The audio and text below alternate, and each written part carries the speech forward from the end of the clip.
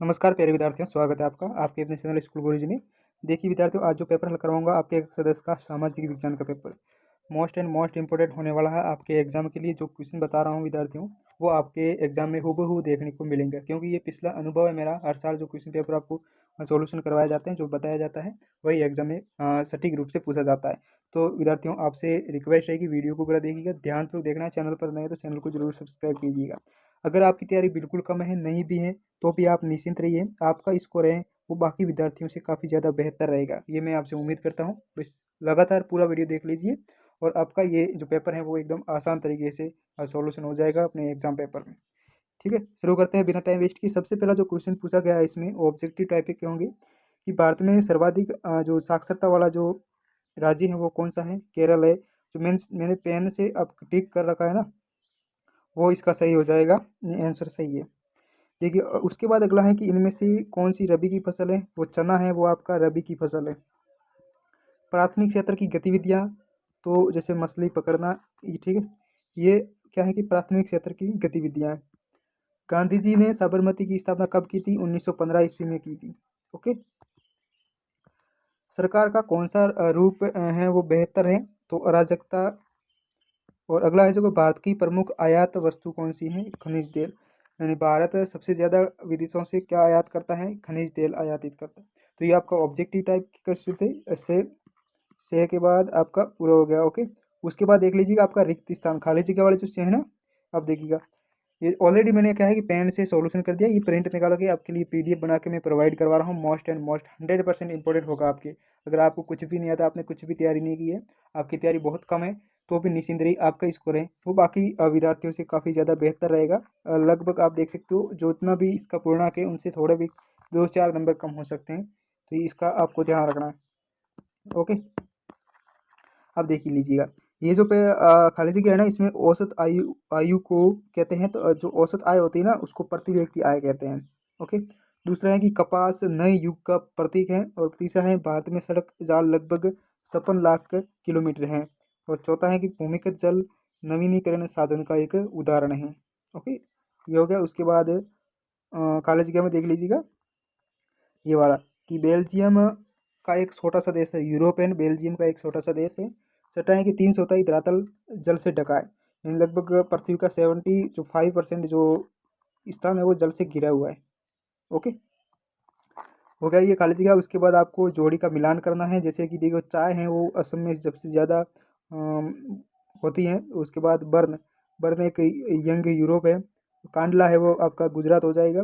Napoleon की हार हुई थी, वो कब हुई थी? 1815 ईस्वी में। कपास कपास ये आपका महाराष्ट्र में हो जाएगा। माँ मंदी हुई थी आपका 1929 में। ओके, साइड में मैंने इसकी संख्या लिख रखी है, तो आप इससे अंदाज़ा लगा सकते हो। ये आपका तीसरा क्वेश्चन था। तीसरे क्वेश्चन के बाद आपका जो क्वेश्चन आएगा वो एक वाक्य में उत्तर देना होता है। क्या आएगा? एक वाक्य में उत्तर दीजिए। जैसे सबसे पहला पर्सन पर्सन दे रखा है इसमें कि लॉर्ड बायरन कौन था। तो ये एक अंग्रेज कवि था, जो साइड में मैंने लिख रखा है, ये अंग्रेजी कविता। दूसरा जो है कि बेल्जियम की राजधानी का नाम बताना है, तो बेल्जियम की राजधानी है ब्रुसेल्स है। तीसरा जो जीडीपी में सबसे अधिक योगदान किस क्षेत्र का रहता है? तृतीय क्षेत्र का, जिसे सेवा क्षेत्र भी कहते हैं। मानस जो बाघ रिजर्व है वो कहाँ पर है? असम में है। जैसे देखा ना, असम में मानस बाघ रिजर्व है वो असम में है। श्रीलंका किस वर्ष स्वतंत्र हुआ? तो ये भारत के 1 साल बाद स्वतंत्र हुआ था, 1948 ईस्वी में। अंतिम क्वेश्चन है छठा कि आनंद जो मठ है उपन्यास किसने लिखा था? बंकिम चंद्र चट्टोपाध्याय ने। ठीक है, बंकिम चंद्र चट्टोपाध्याय ने आपका लिखा था आनंद मठ उपन्यास। ये हो गया आपका चौथा क्वेश्चन हो गया। उसके बाद आपका पांचवा क्वेश्चन दे रखा है कि सत्य और असत्य की पहचान कीजिए। जैसे फर्स्ट क्वेश्चन है कि औसत आय को राष्ट्रीय आय भी कहते हैं, तो ये गलत है बिल्कुल। दूसरा है कि 1913 से 1918 के बीच कीमतें अधिक रह गई थी, ये भी गलत है। तीसरा दे रखा है सेवा क्षेत्र अर्थव्यवस्था का तृतीय क्षेत्र, जो मैंने पहले बताया ना, ये सही हो जाएगा तीसरा। चौथा दे रखा है सार्वजनिक क्षेत्र के उद्योग जैसे रिलायंस जो ये जो है ये गलत है, सार्वजनिक क्षेत्र के नहीं है, और ये प्राइवेट क्षेत्र के रिलायंस आपको देखा होगा। किसी अर्थव्यवस्था को 4 क्षेत्रों में बांटा गया है, ये गलत है। अर्थव्यवस्था को 3 क्षेत्रों में, प्राथमिक, द्वितीयक और तृतीयक। छठा जो प्रश्न दे रखा है कि कृषि व उद्योग एक दूसरे के पूरक हैं, कि बिल्कुल सही है। कृषि से ही तो उद्योग बनते हैं ना, उद्योग धंधे। जो कच्चा माल आता है वो कृषि से ही आता है। तो ये आपका हो गया सत्य और असत्य। 5 प्रश्न हो गए। उसके बाद आपका लघुतरात्मक प्रश्न आएंगे। लघुतरात्मक मीन्स होते हैं आपको बड़े ज़्यादा आपको लिखना पड़ेगा शब्दों में।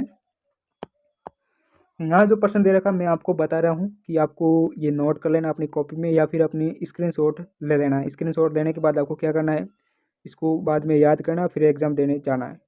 एग्ज़ाम देने जाओ, इसको तैयार करना है। विद्यार्थियों आप इग्नोर मत करना, क्योंकि मैं जो बार बार कह रहा हूँ कि ये इंपॉर्टेंट है तो इंपॉर्टेंट है। ओके, क्योंकि मेरा अनुभव है, जो हर बार हर साल क्वेश्चन पेपर जो सॉल्यूशन करवाए जाते हैं तो वो बहुत इंपॉर्टेंट साबित होते हैं आपके एग्जाम में।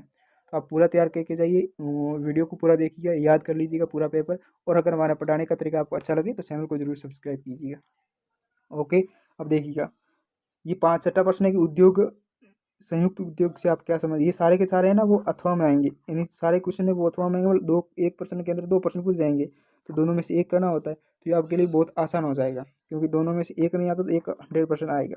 ठीक है। 7वां है कि वैश्वीकरण से किस उपभोक्ता वर्ग को अधिक लाभ हुआ है। 5वां है वेलम क्या है। ओके, और 8वां, उसके बाद 9वां प्रश्न दे रखा है कि विनिर्माण क्या है। 10वां है 3 राज्यों के नाम बताइए जहाँ काली मृदा पाई जाती है, और इस पर मुख्य रूप से कौन सी फसल उगाई जाती है। 11 है भारत में उगाई जाने वाली जो मुख्य रेशेदार फसलें कौन सी हैं। प्राथमिक, द्वितीयक और तृतीयक क्षेत्र का एक एक उदाहरण देना है। और 13वां है कि जूट को सुनहरा रेशा क्यों कहा जाता है, ये आपको बताना है। उसके बाद आपका जो प्रश्न है 14वां, कॉर्न लॉ क्या है। कॉर्न लॉ क्या है जो बता रहा हूँ आपको नोट करना है या स्क्रीनशॉट लेना है, याद ज़रूर करना, नहीं तो आप फिर पछताओगे। 15वां है जमशेद जीजी बॉय कौन थे। 16वां है औद्योगिक मजदूरों से क्या आशय है। 17वां है कि सतत पोषणीय विकास से क्या आशय हैं। 17वां हो गया। 17वें के बाद आपको ये देखिएगा अगला जो क्वेश्चन है, मुद्रा की प्रमुख 3 कार्यों की व्याख्या कीजिए है। 20वां है एकात्मक शासन के दोष बताने हैं। 21वां परंपरागत गैर परंपरागत ऊर्जा साधन में क्या अंतर है। दल व्यवस्था क्या है, उसके महत्व भी बताने हैं। और 23वां जो अंतिम क्वेश्चन है आपका कि जलियांवाला बाग हत्याकांड पर आपको एक टिप्पणी लिखनी है। 19 अप्रैल 1913 में जब हुआ था, आप ये जलियांवाला 1919 में हुआ था ये आपका जलियांवाला बाग हत्याकांड, इस पर आपको एक टिप्पणी लिखनी है। ओके, तो ये था आपका सामाजिक विज्ञान का कक्षा 10 का पेपर। मैंने पूरा का पूरा सॉल्यूशन करवा दिया। उम्मीद है कि आपने वीडियो को लास्ट तक देखा है।